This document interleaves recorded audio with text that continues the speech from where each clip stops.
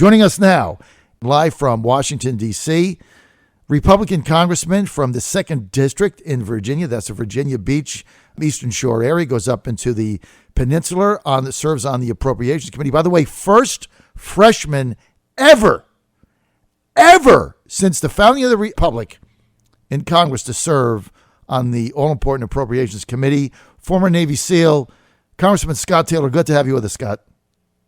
John, good morning. How are you? Never better. Okay, so I know that Carly Fiorina went to one of your events and fundraisers during the campaign. Mm-hmm. And so I was sideways with her.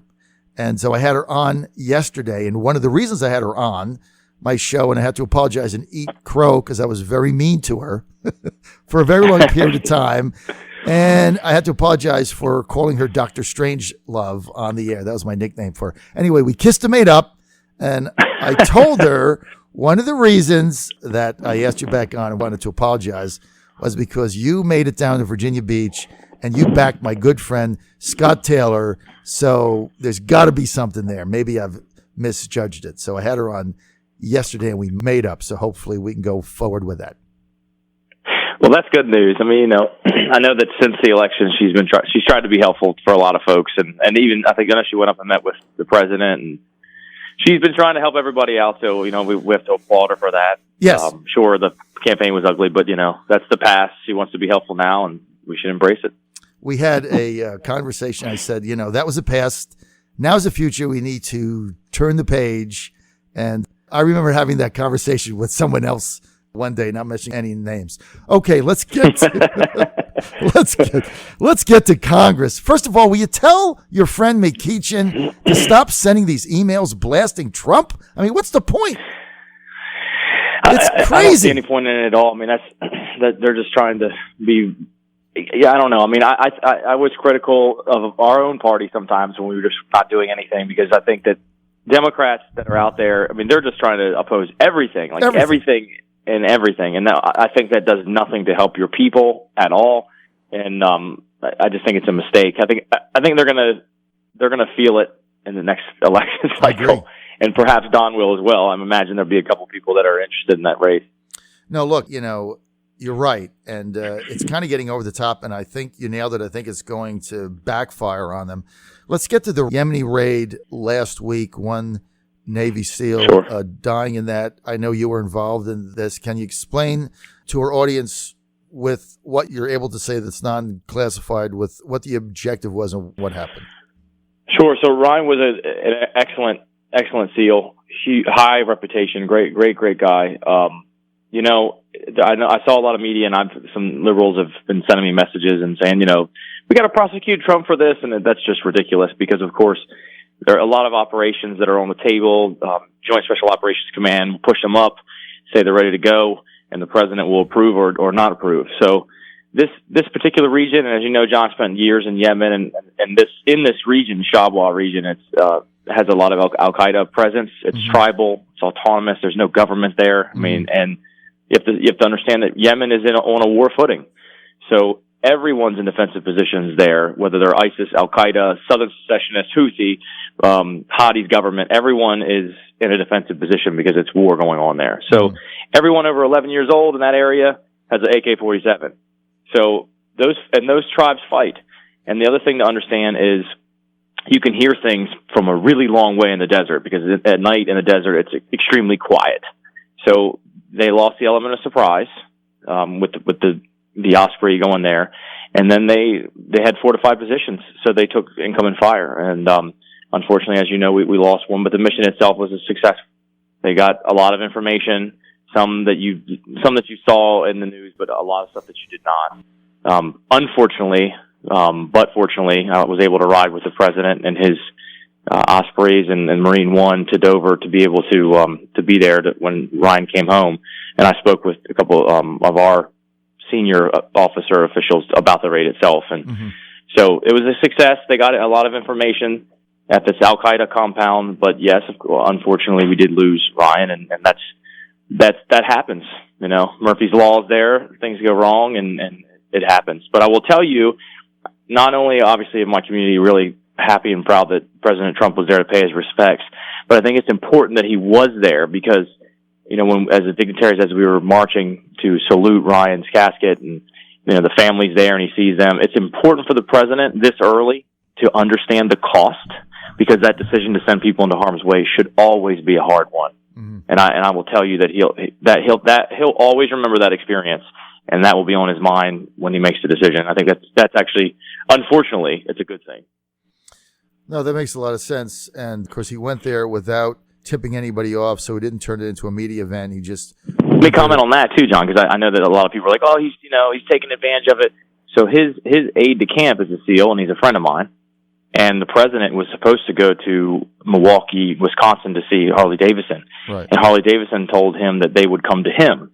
So he immediately was tapped my buddy on the shoulder. He's like, "All right, we're going to Dover." Mm-hmm. So it was spontaneous, and you're right. He did not make a media spectacle of it. He just went. Yeah, and so that's the thing. He just went to pay his respects, and I think what you said really hit home with me and should with our listeners, that having him there was critical because, he got to see with his own eyes the decision he made of putting people in harm's way. And so I think, whenever a president makes these decisions, there's always this element of risk, right? Absolutely. And there is a cost, associated with that. And mm-hmm. It's important to understand that cost. All right, let's get to Secretary of the Army, the nominee Viola. He says, my business interest, I can't untangle them. Have you had word of another nominee that might be emerging?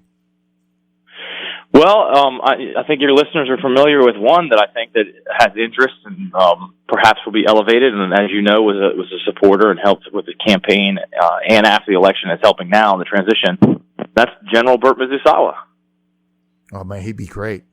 I know. He's got an impeccable resume. I think he'd be wonderful. He's, I saw him the other night. There was a military event, and he was there, and I actually asked him. I said, "Hey, man, what's going on?"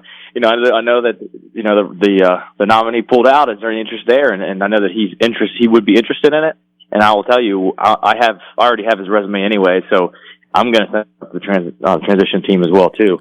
I think he'd be awesome. Oh man, he would be awesome, General Burt Mazusawa. He was with the Trump campaign, I think, pretty early on. I know he was a supporter of your effort as well. He ran for Congress in your original race in 2010. That was when Scott Ridgel became the nominee, and I believe he came in second or third, or he was in the hunt there. But look, he's been fabulous on the campaign trail. He's a very effective speaker, and you're right, his resume is sterling. He'd be a great choice. This guy, he's Harvard Law. He's a Harvard fellow. He was a first in his class in West Point. He's a 2-star general, Silver Star recipient, several combat deployments. He's the real deal, Mm-hmm. Mm-hmm. I think he'd be excellent. All right, and you've recommended him, right? So we'll see how that plays out. Yep. We could have a chance with that. That sounds like a great choice. Let's get to travel ban. The Ninth Circuit's going to make a decision later on, probably today. I think they're going to rule it unconstitutional. Then it's going to go beyond that. What if Trump just said, we were talking about this earlier, what if the administration just said, look, we're going to do a ban for 120 days of everybody. Nobody can come in. Wouldn't that make this whole argument go away? Doesn't the president have the authority to determine who comes into the United States? Yeah, the executive branch has a lot of latitude when it comes to borders and immigration. And look, I think, and I've said this many times publicly, I don't support a Muslim ban. I believe that's unconstitutional. But when I read this, and I understand there was some rhetoric, and that's, the liberals try to say, hey, because of his rhetoric, that's what it is. He said it is. But that's not what the text says. That's not what I read as the text. So, you can't use rhetoric as your source for what it actually is. But I think that if you believe in the mechanics, if you believe that President Obama, used executive action, was able to grow and expedite immigration, then of course you should believe that the next president can do the opposite. So I think that the Ninth Circuit, they may well say it's unconstitutional, but I think that ultimately it will be found constitutional, because I think that he does have a lot of latitude when it comes there. There may be an element of it where it talks about the green card holders and legal permanent residents, but it also gives discretion to the secretary, which of course that's what happened. And they said, yeah, that's fine. They fumbled it. They fumbled it up initially, and then they corrected it. There may be some issues with that clause in there, just in general, saying that with the legal residents and green holders, but that may be just an element of it. But overall, I believe that it is constitutional. And like I said, I don't believe in a Muslim ban. I think it was fumbled, but I think the intent was good. I think it's reasonable and rational for an incoming administration who feels as though the last one was too loose with it to take a pause and get control of it, right, to their liking. And I think that's his. I think it is his power in the executive branch. So you're on the Appropriations Committee. This is pretty neat. What is on their agenda right now? What are you working on now on that committee? So for appropriations, and I will tell you from our Republican retreat in Philly, there's a big movement to get those appropriations in regular order passed. There are still some bills from the 17 year on appropriations that need to be dealt with. There's a supplemental supposedly coming down from the president to deal with military. I just saw an article that was reported on yesterday that almost half of military planes are grounded right now because of maintenance. And that's, of course, with that sequestration and the Obama administration and Congress, for that matter, who failed to get a handle on that. So we're taking up some bills from 17. We'll take up a military supplemental, and then we're going to be looking at the 18 year as well, too. So we'll have two appropriations periods where we're doing the series of appropriations bills this year. So it's going to be a busy year. I'm looking forward to it.